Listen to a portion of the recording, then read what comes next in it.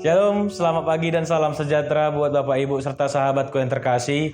Pagi hari ini Kamis 2 September 2021, sebelum kita memulai segala aktivitas dan segala rutinitas kita, saya mau mengajak Bapak Ibu serta sahabatku untuk sejenak mendengarkan renungan firman Tuhan yang telah ditetapkan hari ini, yang terambil dari kitab Efesus pasalnya yang ketiga, ayat yang ke-20 hingga ayat yang ke-21. Beginilah bunyinya. Bagi dialah yang dapat melakukan jauh lebih banyak daripada yang kita doakan atau pikirkan, seperti yang ternyata dari kuasa yang bekerja di dalam kita.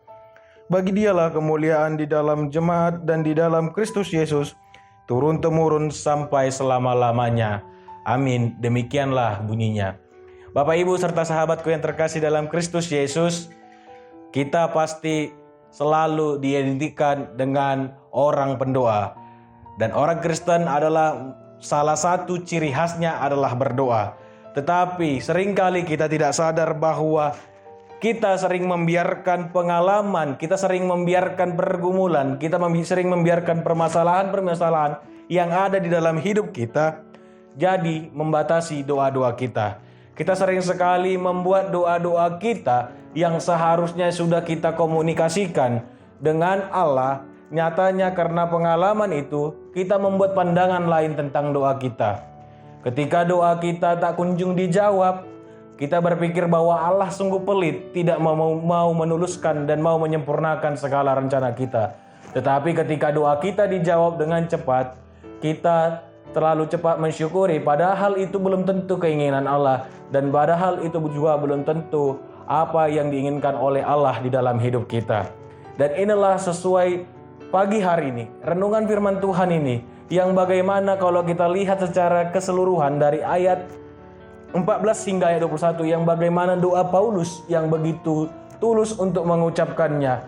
Dan di ayat 20 hingga ayat 21 merupakan sebuah doksologi, pengagungan yang luar biasa, bagaimana yang sudah diucapkan oleh Paulus pun, dia akan berpikir bahwa Tuhan akan menyempurnakan setiap rencana, setiap perkataan yang dibawa di dalam doanya. Karena dia tahu selama rencana yang telah disampaikan kepada Allah adalah rencana keinginan daging yang mungkin bisa menggagalkan dan bisa mencelakakan manusia.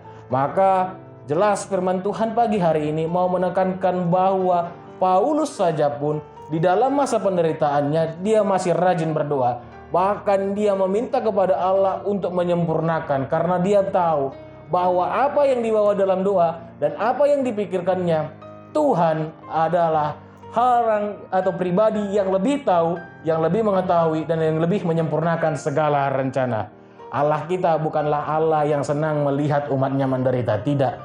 Tetapi Allah kita adalah seorang pribadi yang senang melihat umat yang dikasihinya seturut dengan apa yang diinginkan dia kepada setiap umatnya. Maka kita boleh lihat bahwa selama ini kita terjebak dalam situasi yang kita anggap tidak bisa berubah, terikat oleh kebiasaan yang merusak diri sendiri, atau kita sering terjerat perilaku-perilaku lama yang tampaknya, yang kelihatannya bahkan sulit untuk diubah. Seiring berjalannya waktu kita mungkin merasa bahwa semua itu tidak dapat lagi diubah.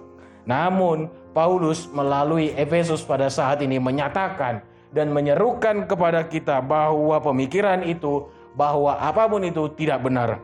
Oleh kekuatan kuasa Allah lah yang bekerja di dalam kita, bahwa Allah sanggup melakukan lebih banyak daripada yang pernah kita harapkan atau bayangkan, bahkan yang kita bawa dalam doa.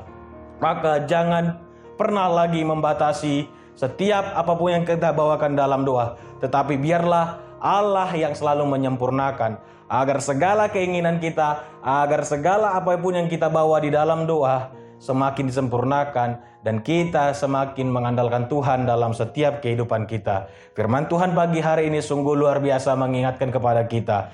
Biarlah Bapak Ibu serta sahabatku yang terkasih yang mendengarkan renungan firman Tuhan pagi hari ini boleh menggali lagi dan boleh semakin dijernihkan lagi bahwa jangan sampai lagi kita dibatasi oleh karena permasalahan dan apapun yang melanda kita, sehingga doa kita sering kita jengkali dan memiliki pandangan yang lain terhadap Tuhan.